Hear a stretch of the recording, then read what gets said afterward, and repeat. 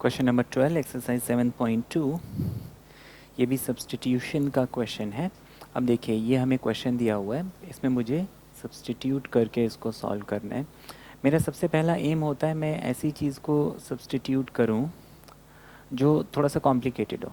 मेरा क्वेश्चन क्या होगा उससे इजी हो जाएगा। अब देखिए अगर मैं इस पोर्शन को सब्स्टिट्यूट करता हूँ ना तो मुझे ये क्वेश्चन सॉल्व करना बहुत ईजी हो जाता है। अब मैं यहाँ पे क्या करूँगा, सबसे पहले तो हम लिखते हैं let I is equal to integral of x cube minus 1/3 x raise to the 5 dx। ये हो गया।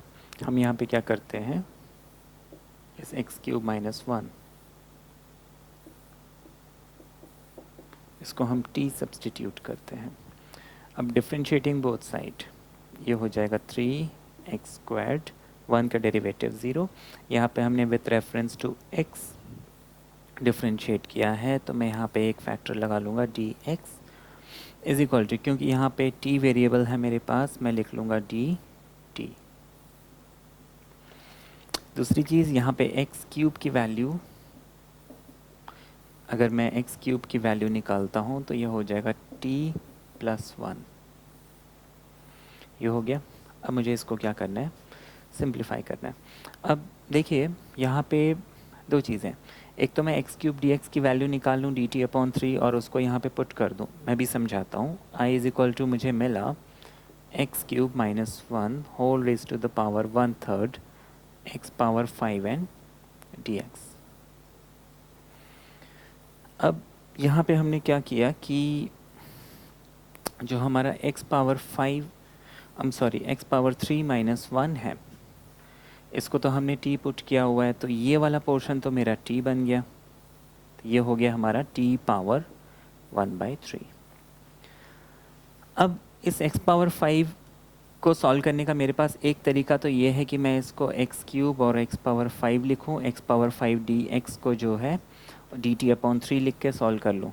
Sorry, not x⁵, this is x⁵2, क्योंकि ओरिजिनली x⁵ था हमारे पास।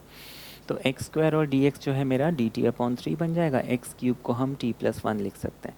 कभी कभी क्या है कि ये स्प्लिटिंग में भी लोगों को प्रॉब्लम होती है, तो उसका भी एक तरीका है हमारे पास। सपोज़ मेरे पास x⁵ और dx यहाँ बच गया। अब मैं यहाँ पे क्या करूँगा कि मैं dx की वैल्यू एलिमिनेट करता हूँ। तो dx की वैल्यू मुझे मिल जाएगी 3x², dt/3x²। मैं यहाँ पे dx की वैल्यू पुट कर देता हूँ।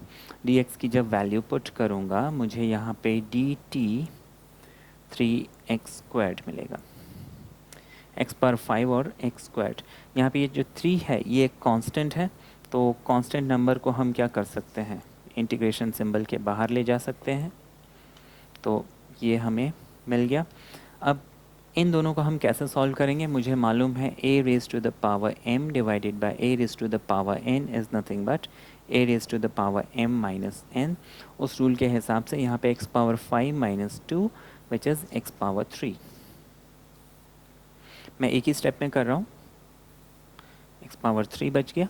अब x⁵ हमने यहाँ पे कितना निकाला था, t+1, तो इस x⁵ को हमने यहाँ पे कितना लिख लिया, t+1 लिख लिया। मैंने एक ही स्टेप में दिखाया, आप चाहे तो इसको अलग अलग स्टेप्स में दिखा सकते हैं, it's totally up to you. ये हमें मिल गया। अब मुझे इसको क्या करना है, इंटीग्रेट करना है। मैं इसको यहाँ से रब कर देता हूँ और हम इसको आगे इंटीग्रेट करेंगे।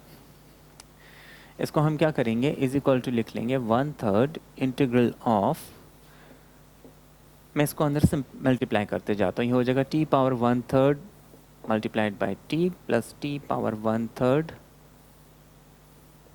Multiplied by 1 with a dt। Brackets लेंगे क्योंकि हमारे पास दो अलग अलग टर्म्स हैं। इसको हम सॉल्व करते हैं फर्दर। ये हो जाएगा t⁻1। अब मुझे मालूम है a⁻m a⁻n अगर मल्टीप्लाई हो रहे हैं तो इसको मैं लिखता हूँ a⁻m + n, जो इंडेक्स है वो ऐड हो जाते हैं। तो हम यहाँ पे इन दोनों के पावर्स को ऐड कर देंगे, 1/3 + 1 and this is t⁻1/3। Simple, because 1 से मल्टीप्लाई हो रहा है। बाहर हम लिख लेंगे dt। आगे हम क्या करेंगे, इसको लिख लेंगे 1/3 इंटीग्रल ऑफ।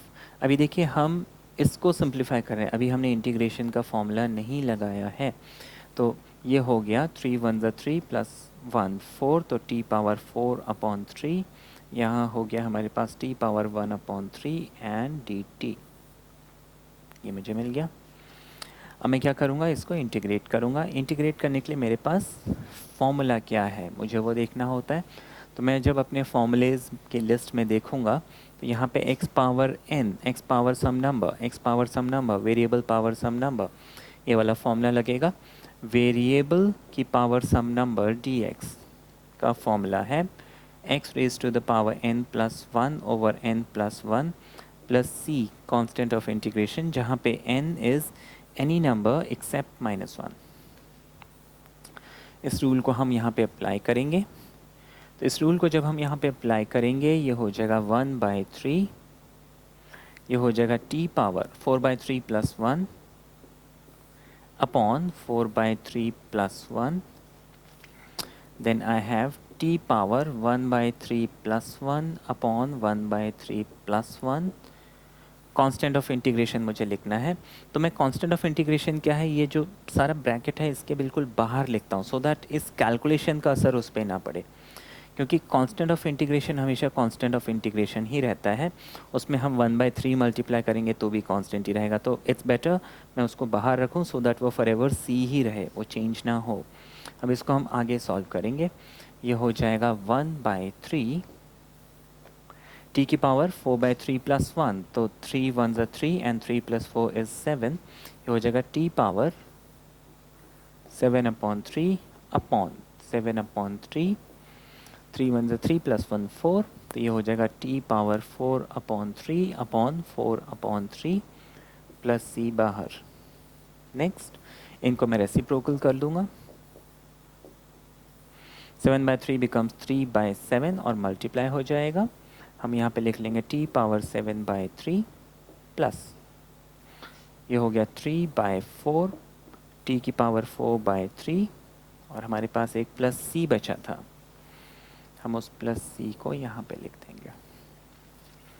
इतना करने के बाद इस 1/3 को मैं अंदर मल्टीप्लाई करूँगा, ये हो जाएगा 1/3, 3/7, t की पावर 7/3, 1/3 goes with this,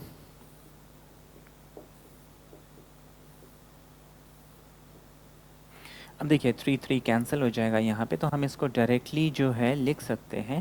ये तो मैंने समझाने के लिए बताया है।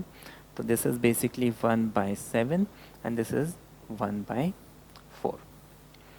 ये तो हमारा आंसर आ गया, लेकिन ये t के फॉर्म में आया है, लेकिन मुझे आंसर चाहिए था x के फॉर्म में, तो इसको हम x के फॉर्म में कन्वर्ट करेंगे।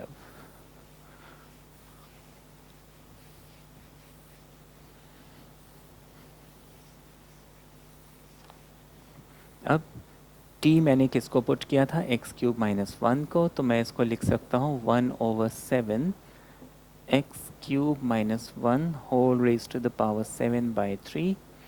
This becomes 1/4 x³ - 1 whole raised to the power 4/3 plus c, and this is my answer.